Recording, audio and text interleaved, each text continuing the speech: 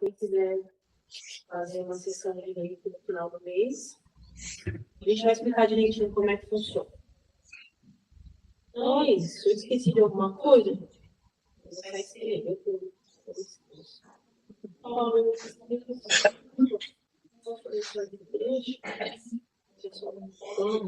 É muito simples. Tudo, você mandou bastante coisa. Pode ler tudo aqui? Então, o Evangelho da Noite está no livro de João, no capítulo 4, do versículo de 1 a 42. Quando, pois, o Senhor soube que os fariseus tinham ouvido que ele fazia e batizava mais discípulos do que João, ainda que Jesus mesmo não batizava, e sim os seus discípulos, deixou a Judéia e retirou-se outra vez para a Galiléia. E era necessário passar por Samaria. Foi, pois, a uma cidade samaritana chamada Sicar, perto das terras de Jacó, era seu filho José. E ali estava a fonte de Jacó. Jesus, cansado da viagem, sentou-se junto à fonte por volta do meio-dia. Veio uma mulher samaritana tirar água. Disse-lhe Jesus: dá-me de beber, pois os seus discípulos tinham vindo à cidade comprar alimentos. Disse então a mulher samaritana: como sendo tu, judeu, me pedes água a mim, que sou samaritana? Porque judeus e samaritanos não se davam bem. Respondeu-lhe Jesus: se conhecessem o dom de Deus, e quem é o que te pede, dá-me de beber, tu lhe pedirias, ele daria água viva. Disse-lhe a mulher: Senhor, tu não tens como me tirar a água, e o poço é fundo. Onde, pois, tens a água viva?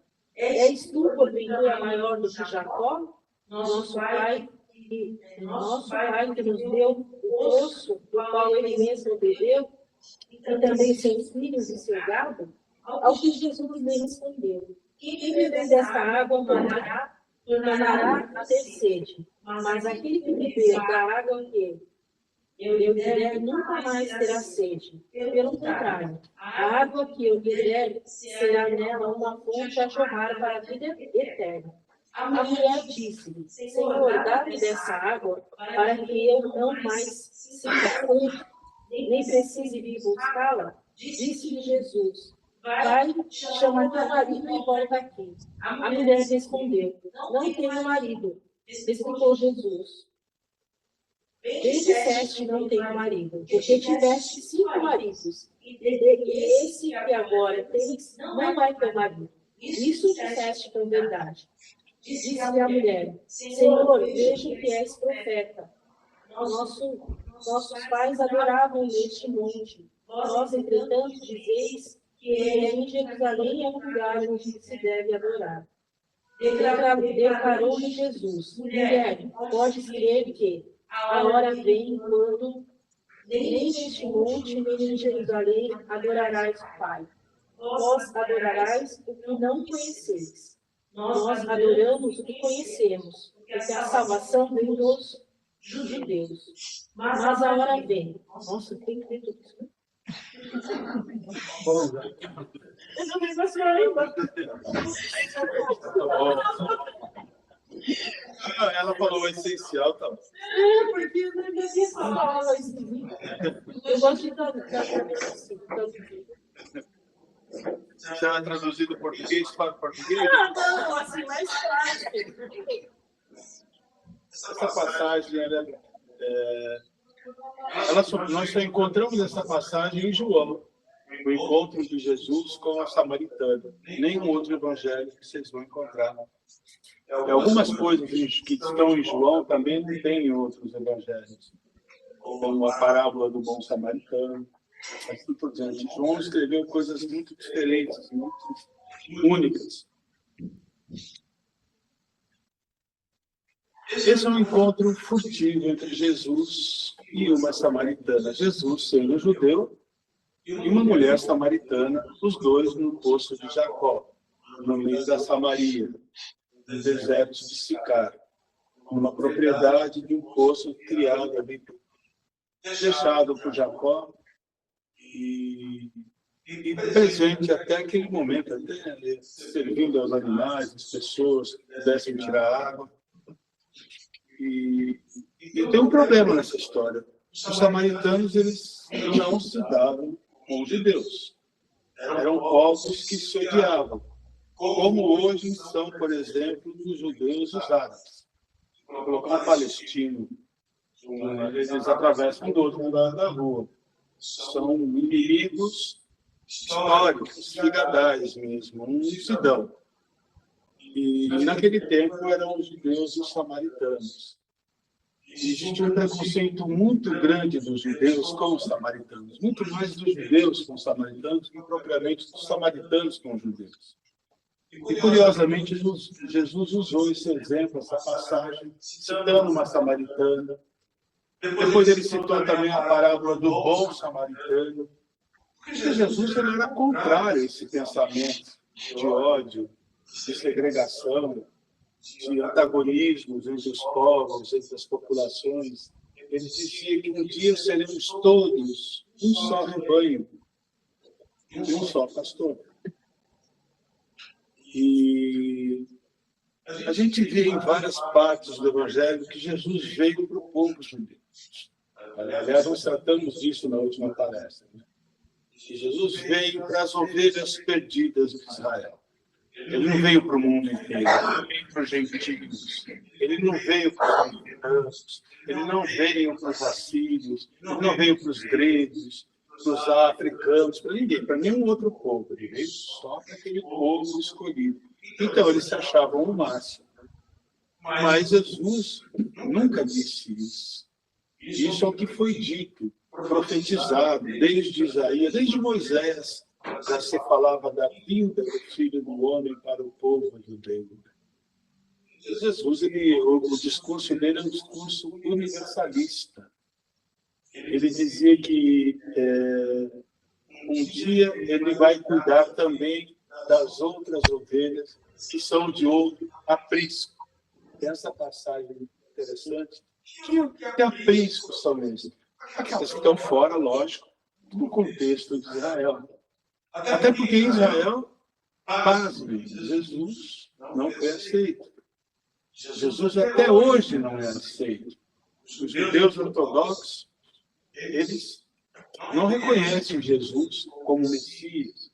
Jesus é apenas mais um mandarim, um profeta qualquer que apareceu do nada, disse algumas coisas que não atendeu às demandas deles, né? Por justiça. Eles esperam ainda um cara igual Moisés, que enfrenta exércitos poderosos e abra o rio, abra o mar e faça as pessoas atravessarem, e faça mágicas. Eles esperavam um profeta, mas Jesus não veio. Jesus veio trazer uma boa nova, um novo sentido para o ser humano. Veio apresentar uma evolução, né? Um entendimento do que é o amor, do poder que existe no amor, do poder transformador do amor, do poder de dissolver ilusões, de dissolver sofrimento, angústias, dor, tudo isso. Jesus mostrou que é possível apenas usando o amor. Existe ferramenta mais poderosa. Se existe, nós desconhecemos. Mas não existe, porque o amor, isso está na primeira carta de João, Deus é amor. Quando a gente fala de amor, a gente está falando de Deus. É a presença de Deus em nós quando nós amamos. É o nosso divino, o nosso lado divino se manifestando. E, ao contrário, quando a gente sente raiva, ódio, medo, ou qualquer outro sentimento negativo, nós estamos colocando uma nuvem, né? Um feltro em cima dessa nossa essência que é o próprio amor. E a gente não consegue usar esse poder. A gente fica preso, né? Dentro de sentimentos contrários a ele. Muito bem. Nesse encontro, Jesus ele fala de uma água que ele chama de água viva. Né? Ele se encontra com a samaritana, diz para a samaritana, dá-me de beber. A samaritana olha para ele e diz, Senhor, você é judeu, eu sou samaritana. Como é que você, sendo judeu, pede água para mim? A gente não tinha nem que estar conversando. Esse é o papo dela. Mas Jesus disse, se você soubesse quem eu sou, é você que pediria água para mim. E eu te daria a água viva. Isso não bateu direito na cachola dela, ela não entendeu o que Jesus estava querendo dizer com água viva. Será que ele conhece alguma fonte? Mas ele não tem nenhum balde, nenhuma corda. Como é que ele vai tirar água? Isso, aquilo. Ela começou a pensar e dizer um monte de coisa para Jesus. A água desse poço, que foi construído aqui por Jacó, você toma ela de manhã, de tarde você tem sede de novo. A água que eu tenho para te oferecer, uma vez que você tomar dessa água, nunca mais você vai ter sede. Então tem duas águas aí no contexto. A água de Jesus e a água da Samaritana. Então a gente merece fazer aí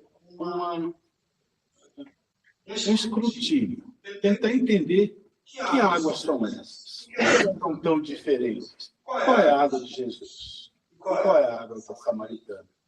A água da Samaritana é aquela que você toma, se satisfaz, mas daqui a pouco você tem sede de novo. Tem que tomar de novo. Tem que tomar de novo. Você passa a vida tomando essa água. Se você parar de tomar, bom, é isso? Então é óbvio que essa água representa outra coisa nesse encontro. Jesus usou essa água do poço de Jacó, essa água da Samaritana, como exemplo daquilo que nós chamamos Freud e Lacan. Eles têm um nome para isso. Eles chamam de falta estrutural. O que é a falta estrutural? A falta estrutural é algo que existe dentro de cada um de nós. Todos nós temos essa falta estrutural. Um buraco que a gente tenta preencher. Então a gente passa a vida tentando preencher esse vazio. E aí nós nos tornamos escravos dos nossos desejos. Porque toda hora a gente deseja alguma coisa. Eu desejo isso, aí daqui a pouco isso já não me satisfaz mais. Eu desloco o meu desejo para outra coisa, não, agora eu desejo aquilo, vou lutar por aquilo, consigo, aí isso não me satisfaz, mas é agora a água da mulher. Você toma de manhã, de tarde, você está com sede de novo. Então essa falta estrutural é o que explica o que é essa água do poço de Jacó. Essa água que está relacionada a essas coisas que nos angustiam, que nós tentamos, achamos que a nossa vida só é possível se nós realizarmos esses desejos, esses sonhos, essas coisas que vão nos tornar melhores, mais felizes. Então a gente busca fora, busca no mundo, busca na matéria, busca nas pessoas, busca em circunstâncias, situações que sejam favoráveis, que correspondam às nossas expectativas. Busca a convivência com pessoas que são agradáveis, que possam nos preencher com alguma coisa que falta dentro da gente. É sempre sobre essa falta estrutural. Nós passamos a vida olhando para fora. No caso da Samaritana, Jesus diz para ela, vai lá e chama o teu marido, que eu vou te falar o que é essa água viva. E ela disse, Senhor, eu não tenho marido. Aí Jesus vai para ela e fala, bem disseste, não tens marido, mas tivesse 5 maridos. E esse que tu tens agora não pode ser chamado de marido. Né? Então, o que essa mulher que teve 5 maridos, por que ela não conseguiu ficar com nenhum? Será que era problema dos homens ou será que era um problema de falta estrutural? Sempre está querendo, para conseguir esse, beleza, está aqui, mas eu quero coisa melhor, tchau, vou buscar outro. Quero uma coisa melhor, tchau, vou buscar outro. Ela tem que encontrar alguma coisa que preencha esse vazio que existe dentro dela. Se ela não encontra a pessoa certa, uma coisa, alguma outra coisa, isso vai. Se não tem pessoa, isso vai para comida, isso vai para bens materiais, isso vai para droga, isso vai para qualquer coisa. Você tem que neutralizar essa angústia, essa falta, essa coisa que te come por dentro. Então, Jesus diz para ela, eu estou vendo que você é profeta. Assim, você, por acaso, é o Messias, que o nosso povo, que o povo está esperando? Ele disse, eu sou. Aí ela saiu, né, toda aí efusiva, né, com aquela notícia transformada. Então, veja só. Agora nós sabemos o que é a água do poço de Jacó. O que é a água viva de Jesus? Onde a gente encontra essa água viva? A gente vai encontrar essa água viva no mundo? Em alguma fonte especial? Em pessoas? Não. Essa água viva não está fora. É sempre sobre isso as Escrituras. É sempre mostrando o mundo ilusório, externo, e o mundo real, interno. Então, essa água viva de Jesus está no nosso coração, está na nossa essência, naquilo que a gente esqueceu, aquilo que a gente rejeitou, porque a gente olhou um dia para dentro e falou, nossa, não estou gostando do que eu estou vendo. Eu vou buscar fora algo melhor. Aí a gente passou a vida inteira tentando algo melhor no mundo. A gente começou a sonhar, desejar, e nos tornamos escravos dos nossos sonhos, dos nossos desejos, das nossas. Criamos inúmeras expectativas, e com a expectativa vem o quê? Quando ela não é atendida. Decepção, frustração. Então a gente viveu de forma pendular entre expectativa e desilusão. Desilusão, gente. Vocês acham uma coisa ruim ou uma coisa boa? Coisa boa, né? Quem acha desilusão coisa boa? Igual ela. Não, gente. Vocês deveriam achar desilusão uma coisa boa. Ilusão é uma coisa ruim. Entende isso? Quando você se desilude, ótimo. Você se libertou daquilo. É uma ruptura. Mas, de alguma forma, aquilo, você se livrou daquilo. Acendeu uma luz em você, pronto. Vamos partir para outra. Então, toda a desilusão, por incrível que pareça, é algo bom. Ilusão é que é ruim. Nós achamos que temos que o bem-estar vem enquanto estamos iludidos, cheios de esperança, cheios de sonhos, cheios disso e daquilo, de expectativa. Gente, esperança é igual o Francis Bacon fala. Esperança é um ótimo almoço, mas é um péssimo jantar. O que ele quis dizer com isso? Que você almoçou bem? Ótimo. Isso é esperança. Mas na hora do jantar, você já tem que estar agindo. Você não pode continuar esperando. Percebe isso? Se você continuar na hora do jantar ainda esperando, vai ser um péssimo jantar. Então a gente tem que entender que a esperança ele é só um motivo. Ele é necessário, vamos lá. Né? Não vamos tentar discutir esse conceito. Enfim. Ele é importante, sim, para movimentar o nosso ser. Nós precisamos de esperança. Mas nós precisamos muito mais de esperança. Nós precisamos de ação, de movimento, de colocar as coisas em movimento. E não viver esperando. Então a vida nos convida o tempo todo a agir. Porque é através da ação que você constrói a sua realidade. E não através da esperança. Aquela esperança que te deixa, sabe, estagnado, imóvel. Não. A esperança é para você criar uma meta. Pô, espero conquistar isso. Beleza, mas vou conquistar. Tem que mexer. para conquistar aquilo. Não vou continuar preso nessa sensação de esperança. Ela pode, como diz o Francis Bacon, ser um ótimo almoço, mas é um péssimo jantar. No jantar, você tem que estar agindo. Tudo se constrói na ação. Os hindus sabem disso. Muito antes de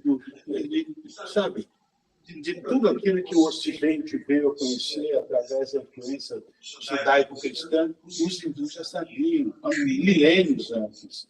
Quando eles falam de karma, o karma existe no budismo, existe no hinduísmo, existe no shintoísmo, existe no sufismo, em várias tradições orientais, de forma milenar. O que o karma é? Karma quer dizer ação. É só isso. Meu karma. Esse é um sentido totalmente distorcido da palavra karma. O ocidental, ele pegou essa palavra e ele transformou uma coisa que é maravilhosa em algo pejorativo. Ele distorceu o sentido. Karma é ação. Por que ação? Porque existe um princípio na natureza chamado princípio de ação e reação. Muito antigo. Então, você quer construir, você quer que coisas boas aconteçam, você tem que estar fazendo coisas boas para atrair essas coisas boas.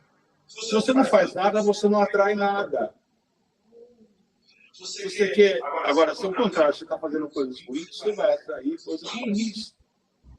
Porque você entrou na frequência, na faixa das coisas ruins. E um outro princípio, que é o princípio de sintonia, faz com que essas coisas elas ganhem aderência na sua vida, em você.